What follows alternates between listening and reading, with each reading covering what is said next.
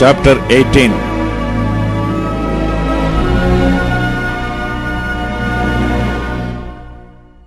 Now Jehoshaphat had riches and honor in abundance and joy in affinity with Ahab. And after certain years he went down to Ahab to Samaria. And Ahab killed sheep and oxen for him in abundance and for the people that he had with him, and persuaded him to go up with him to Ramoth Gilead. And Ahab, king of Israel, said unto Jehoshaphat, king of Judah, wilt thou go with me to Ramoth Gilead? And he answered him, I am as thou art, and my people as thy people, and we will be with thee in the war. And Jehoshaphat said unto the king of Israel, Inquire, I pray thee, at the word of the Lord today. Therefore the king of Israel gathered together of prophets 400 men, and said unto them, Shall we go to Ramoth Gilead to battle, or shall I forbear? And they said, Go up, for God will deliver it into the king's hand. But Jehoshaphat said, Is there not here a prophet of the Lord's besides, that we might inquire of him? And the king of Israel said unto Jehoshaphat, There is yet one man, by whom we may inquire of the Lord. But I had him, for he never prophesied good unto me, but always evil. The same is Micaiah, the son of Imlah. And Jehoshaphat said, Let not the king say so. And the king of Israel called for one of his officers, and said, Fetch quickly Micaiah, the son of Imlah. And the king of Israel and Jehoshaphat, king of Judah, sat either of them on his throne, clothed in their robes, and they sat in a wide place at the entering in of the gate of Samaria. And all the prophets prophesied before them.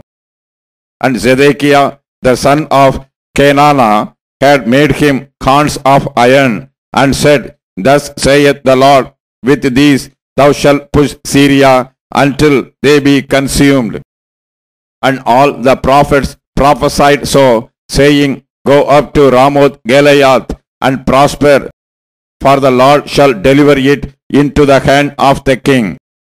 And the messenger that went to call Micaiah spake to him, saying, Behold, the words of the prophets declare good to the king with one assent. Let thy word therefore, I pray thee, be like one of theirs, and speak thou good. And Micaiah said, As the Lord liveth, even what my God saith, that will I speak. And when he was come to the king said unto him, Micaiah, shall we go to Ramoth Gilead to battle, or shall I forbear? And he said, Go ye up, and prosper, and they shall be delivered into your hand. And the king said to him, How many times shall I adjure thee, that thou say nothing but the truth to me in the name of the Lord? Then he said, I did see all Israel scattered upon the mountains as sheep that have no shepherd. And the Lord said, These have no master. Let them return therefore every man to his house in peace. And the king of Israel said to Jehoshaphat, Did I not tell thee that he would not prophesy good unto me, but evil? Again he said, Therefore hear the word of the Lord. I saw the Lord sitting upon his throne, and all the host of heaven standing on his right hand and on his left. And the Lord said, Who shall entice Ahab, king of Israel, that he may go up and fall at Ramoth Gilead?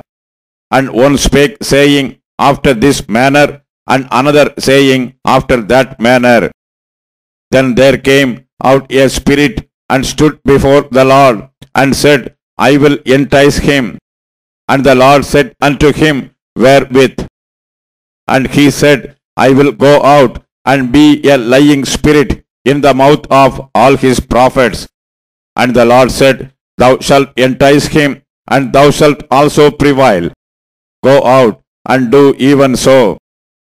Now therefore, behold, the Lord hath put a lying spirit in the mouth of these thy prophets, and the Lord hath spoken evil against thee.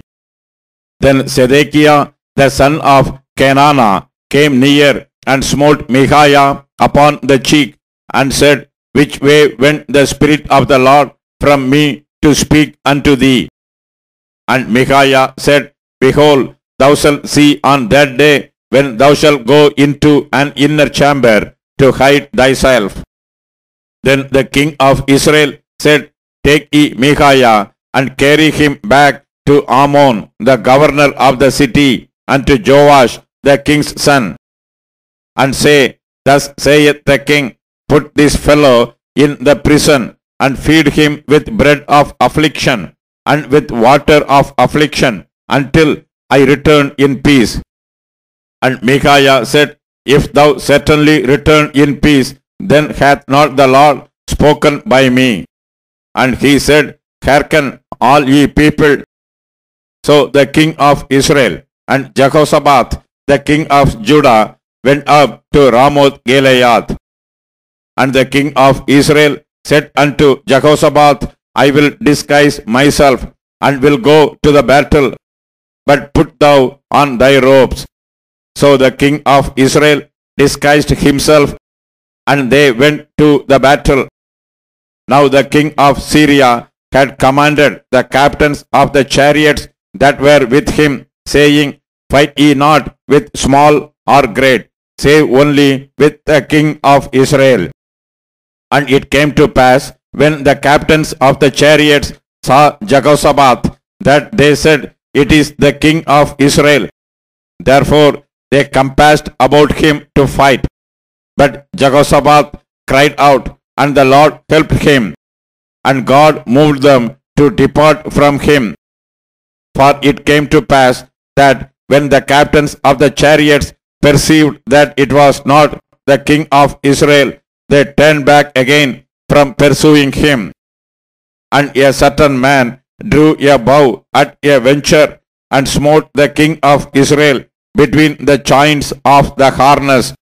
Therefore he said to his chariot man, Turn thine hand, that thou mayest carry me out of the host, for I am wounded. And the battle increased that day. Howbeit the king of Israel stayed himself up in his chariot against the Syrians until the even, and about the time of the sun going down he died.